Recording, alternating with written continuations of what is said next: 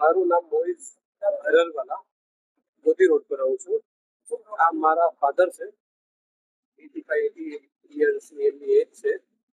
મોતી રોડ પર છેલ્લા બે મહિનાના અંદર આ એક્સિડન્ટના કેટલા બધા બનાવ બની ગયા. સાઈડના ઉપર આ લો સ્પીડ પર ટોટલ 20 સ્પીડ થઈ ગયા. એ પાછળથી આવીને એસટી એને ટક્કર મારી દીધી. 40-50ની સ્પીડ પર એસટી ચાલી રહી.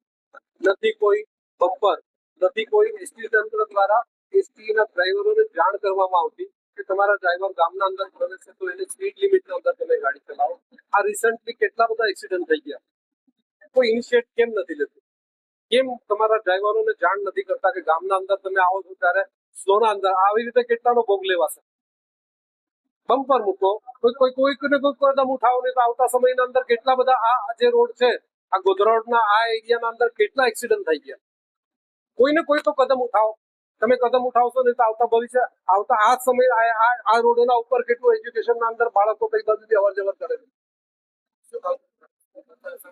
એસટી તંત્ર દ્વારા એના ડ્રાઈવરોને પહેલા તો ગામના અંદર એસટી પ્રવેશે એની સ્પીડ લિમિટ હોય એને કે માણસો ગામના અંદર જાય છે, તમે તમારે એસટી ના ઉપર લખો છો જીવ દયા.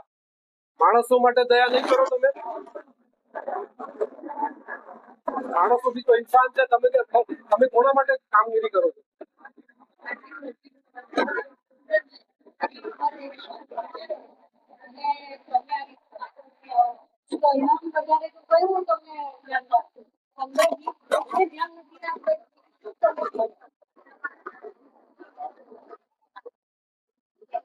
કોઈ બી જવાબદાર અધિકારી નથી કે કોઈ પૂછ્યું નથી કે કોઈના ફોન બી આવ્યા અમારા ઘરમાંથી 8 બોલાવીને અમે લઈને આવ્યા પરિવારમાં બધું અને આ તમે અમારો અવાજ તમે બી મૂકો કે જેથી કોઈકનું ભલું થાય.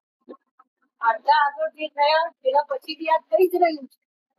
આગળ બધું અટકે એના માટે તમે પણ પગલાં